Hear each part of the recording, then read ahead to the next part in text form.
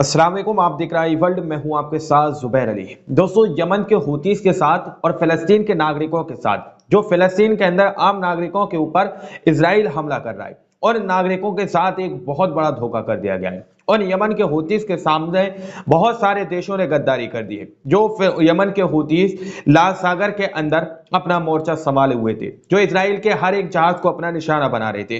पिछले कुछ दिनों से आप लोगों ने एक खबर नोटिस की? क्या आप लोगों ने किसी भी चैनल पर इस तरह की खबर सुनी हो कि जिसमें इजराइल के किसी जहाज को यमन के हूती ने अपना निशाना बनाया हो?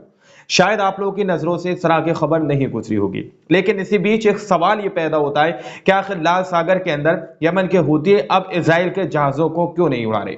आखिर क्यों इजराइल के जहाजों को निशाना नहीं बनाया जा रहा? यह सवाल बहुत बड़ा है दोस्तों। दरअसल यमन के हूती के साथ बहुत बड़े बड़े देशों ने गद्दारी कर दी है। फिलिस्तीनी बेकसूर मजलूम फिलिस्तीनियों के साथ बहुत बड़े बड़े देशों ने, उनके अपने देशों ने जो है उनके साथ गद्दारी कर दी है। खबर विस्तार से मैं आप लोगों के सामने रखूंगा। दरअसल इस वक्त सबसे बड़ी खबर दोस्तों खान यूनिस के अंदर से निकल के आ रही है।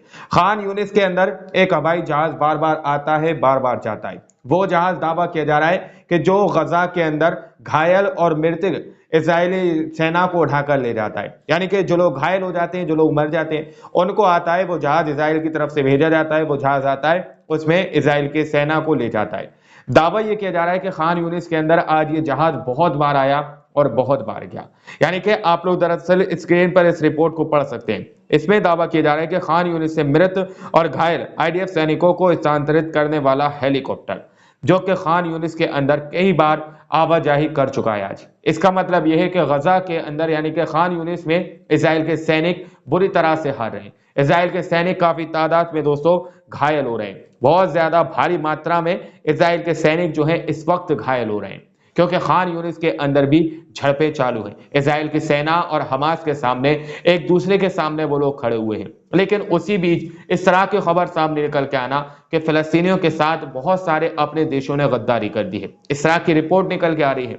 दरअसल दावा यह किया जा रहा है कि लाल सागर के अंदर जब से यमन के हूतीस ने अपना पूरी तरह से मोर्चा संभाला है, इजराइल के कई जहाजों को यमन के हूती ने अपना निशाना बनाया, कई बंदरगाहों को यमन के हूती ने अपना निशाना बनाया। उसके बाद से इजराइल ने अपना रास्ता बदल लिया, यानी कि लाल सागर के अंदर से उसने अपने जहाजों को ले जाना बंद कर दिया। तो क्या इजराइल के पास अब किसी भी तरह की मानवीय सहायता नहीं जा रही? क्या इजराइल इस वक्त जो है भूख की कगार पर पहुंच चुका है? ऐसा नहीं है। इजराइल के पास हर तरीके की सहायता पहुंच रही है, हर तरीके का हथियार पहुंच रहा है। जो वो चाहता है, जिस तरह से चाहता है, उसके पास आ जाती है। लेकिन लाल सागर के अंदर से नहीं, बल्कि अपने ही देशों के जरिए से, ऐसा रिपोर्ट के अंदर कहा जा रहा है। हालांकि इस बात की पुष्टि हमारा चैनल नहीं करता है, लेकिन दावा यह किया जा रहा है कि बहुत सारे अरबी और मुस्लिम देशों का इस चीज में हाथ है, जो कि इजराइल तक ये सामान पहुंचा रहे हैं। इजराइल तक इजराइल का सारा सामान पहुंचा रहे हैं, लाल सागर से ना होकर, बल्कि अपने देश की सीमाओं के तरीके से जो है इजराइल तक जहाज पहुंचाया जा रहा है, सामान पहुंचाया जा रहा है। दरअसल स्क्रीन पर आप लोग इस रिपोर्ट को देखिए। इजरायली परिवहन मंत्री ने नए आपूर्ति मार्ग का खुलासा किया, जो यमन की लाल सागर नाकाबंदी को बाईपास करता है। भारत के मुंद्रा बंदरगाह से यूएई तक माल भेजा जाता है और फिर ट्रकों के जरिए सऊदी अरब और जॉर्डन के रास्ते इजराइल पहुंचाया जाता है। पहले सऊदी अरब, फिर जॉर्डन के रास्ते से होते हुए इजराइल तक पहुंचाया जाता है। हमने आप लोगों को कुछ रिपोर्ट दी थी कि जॉर्डन के अंदर पिछले हफ्ते जुमे के दिन लोगों ने सड़कों पर नमाज अदा की थी। उनका कहना यह है कि यहां से इजराइल तक जो है ट्रक जा रहे हैं, इजराइल तक सहायता पहुंचाई जा रही है। तो कुछ अपने देशों ने इस तरह से गद्दारी की है कि वो इजराइल का सामान अपने देश के जरिए से पहुंचाते हुए नजर आ रहे हैं, ट्रकों में भरकर जो है पहुंचाते हुए नजर आ रहे हैं। दरअसल आप यहां पर बगल में एक एंकर का वीडियो देख सकते हैं। इसमें यह दावा किया जा रहा है कि इजरायली परिवहन मंत्री ने इस बात का खुलासा किया है कि यह सामान जो है कुछ दूसरे देशों से होकर इजराइल तक पहुंच रहा है। मार्ग का खुलासा किया है जो यमन की लाल सागर नाकाबंदी को बाईपास करता है,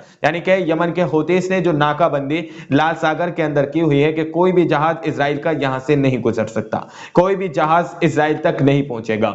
यमन के हुतीस की सारी मेहनत पर यहां पर कुछ अपनों ने ही पानी फेर दिया और फिर इजराइल के पास उसका हर एक सामान पहुंचाया जा रहा है। इजराइल वाकई में इसीलिए अभी तक हमास के लड़ाकों के सामने टिका हुआ है कि उसके पास हर तरीके की मदद पहुंच रही है, लेकिन यमन के हुतीस को इस बात का शायद अंदाजा भी नहीं होगा कि उसके सामने कुछ अपने ही खड़े होकर इस तरह से गद्दारी कर देंगे। तो आज ये वीडियो सामने निकल कर आ गया जिसमें यह दावा किया जा रहा है कि कुछ अपनों ने जो लाल सागर के अंदर यमन के हुतीस ने नाकाबंदी की है उसको पूरी तरह से खत्म करने की कोशिश की है और इजराइल तक हर तरीके की सहायता पहुंचाई जा रही है। तो रिपोर्ट आप लोगों के सामने। वहीं पर दोस्तों जो यमन के हुतीस पर हमला करने की बात कर रहा था अमेरिका, तो अमेरिका को ये लोग ऊपर ऊपर जो है धमकी भी देते हैं, कभी कभी इजराइल को भी ये धमकी देते हैं, कभी कभी अमेरिका को भी धमकी देते हैं और कभी कभी ब्रिटिश को भी। ये देश जो है जो अपने आप को एक मुसलमानों का लीडर देश जो कहलाते हैं कि मुसलमानों के ये अपने देश है, वो देश जो है ऊपर ऊपर लोगों को धमकी भी देते हैं। वो इसलिए ताकि लोग इनके ऊपर शक ना करें कि ये लोग अंदर से जो है यहूदियों के साथ मिले हुए हैं, यहूदियों के लिए काम करते हैं। खैर आप लोग जरा स्क्रीन पर इस रिपोर्ट को देखिए। दावा किया जा रहा है कि अमेरिका के हवाई हमलों की कड़ी निंदा करते हुए उसको चेतावनी देते हुए इन देशों ने जो है अमेरिका को चेतावनी दी है। दावा किया जा रहा है कि ओमान, कतर, कुवैत और संयुक्त अरब अमीरात ने हूतीस और अन्य प्रतिरोध समूहों के खिलाफ हवाई हमले करने की अमेरिका की क्षमता पर प्रतिबंध लगा दिया है कि ये अब हवाई हमले जो है यमन के हूतीस पर नहीं करेंगे। कौन कौन देश ने? ओमान ने, कतर ने, कुवैत ने और यूएई ने अमेरिका के हवाई हमलों पर प्रतिबंध लगा दिया है कि अब किसी भी तरह से जो है हमले हूतीस पर नहीं किए जाएंगे। लेकिन अंदर ही अंदर इन लोगों की सीमाओं से ट्रक भर भर के इजराइल तक पहुंचाए जा रहे हैं। इस बात का खुलासा इस रिपोर्ट के अंदर किया गया है।